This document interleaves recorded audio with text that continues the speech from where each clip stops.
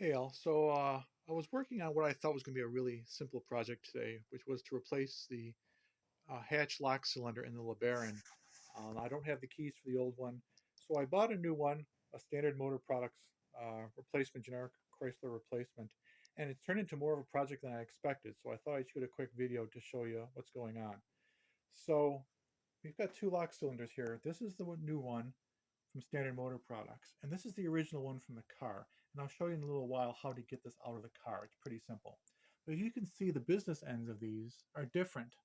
The original one has an extension on it. The new one does not. And there's no way to transfer the extension from here to here. So you would think um, this lock cylinder is no good. I can't use it. How am I going to fix this one? And I'm going to show you how that works. So in a lock like this, you have what are called tumblers. And you'll see these holes at the top here. There was a metal piece covering them. Looks like this. And it was staked on in four places. One, two, three, four. Maybe you can see those little stakes there. And I peeled the stakes back using a chisel and a hammer. And this metal piece comes off. And that exposes the tumblers. Now the way this works is when you take the metal piece off, you take it off very carefully, and you'll see that there's a bunch of springs, one in each hole. Remove the springs. Each hole has two metal pins in it. And over here you can see, one of them's missing, but you can see the metal pins that were originally in the OEM lock. And you see how they're all a little bit different in length? Those differences correspond with the teeth on a key. Okay, so what happens is you put the key in the lock, and the teeth cause these pins to get pushed upwards. Okay, and what happens is when the key is inserted, the gap between the two pins, normally they're adjacent to each other. Okay, the key pushes them up in such a way that that gap it lines up across all five of the tumblers. And what that does is it allows the center cylinder to rotate. The bottom pin is in the center cylinder, the upper pin is in the case around it, and that allows the cylinder to rotate. When you take the key out, the springs that are at the top of each of these passages push these tumblers down. So now that gap is all uneven, and that's what prevents the cylinder in the middle from rotating. So what I'm doing to get this lock working is I'm moving the tumblers from the new lock, which I have a key, to the old lock for which I don't. You got to be really careful because you do not want to lose these pins.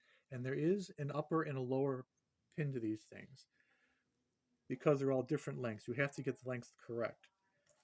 If you looked at the key and took the height of each tooth, okay, and added it to that lower pin, the sum of all of five would be equal, okay, and that means that gap between the upper and lower pins is straight across, and that gap is at the boundary where the cylinder and the body meet, and that allows that cylinder to rotate. So all I did was I peeled off these metal covers from each lock. I carefully removed the springs from each of the five holes, and then one at a time took my finger. I started with the first one. I covered up the others, and I dumped out the pins. And I noted which one came out first and which one came out second. And then I simply transferred those over to the new lock. And I did that second one, third one, fourth one, fifth one. Put them in, and then I tested it. I tested them one at a time.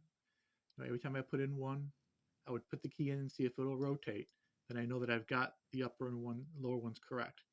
And right now, I've transferred all five from the old one to the new one, and it's working. So what I'm going to do now is I'm going to put the springs back in. Those springs are very important because that's what pushes those pins down when the key is out, and those pins are what prevent the cylinder from rotating. I'm going to put this cover back on, stake it in place, and I'll be right back, and I'll show you that the key works. Okay, I've reinstalled that metal plate. I've staked it over as best I can, and now you can see the new key works in the old lock with the new lock, the new cylinders tumblers in the old body. Works just fine. I mean, it would have been nice to have nice shiny chrome as opposed to the worn outlook on that. But working key is what's important. So I'm going to take this back out to the car and I'll show you real quick how to get at it. It's super easy. All right, we're back out at the car. Replacing the cylinder, it couldn't be any easier. First thing we have to do is remove this rear trim panel from the car. And there's just 4 places. There's here and here. In theory, there are these little Christmas tree fasteners that you just pull out, preferably using a panel tool like this. And on the bottom, there are some little covers like this that hide a screw. Take the 2 screws out, and then this pops off. And then you just have to undo the electrical connection for the light for the hatch. No big deal, just pops off. And then you have access to the cylinder, and it's just a big nut holding it on. Use a appropriately big wrench to remove big nuts, spin it off. And then you've got this rod you have to disconnect. This is easy to do upside down, right? Right here. And you'll see there's a red plastic tab. Not fun to do upside down. Basically, you lower this down like that, and then you can pull the rod out of the mechanism. And then you just unscrew this and pop it out from the outside. No big deal. But let me put this back together, and I'll show you that. Well, I'll show you that it actually works. All right, the hatchback is locked. Take my handy dandy key. There you go. New tumblers and the old lock works just fine. So if this helped you or entertained you at all, let me know.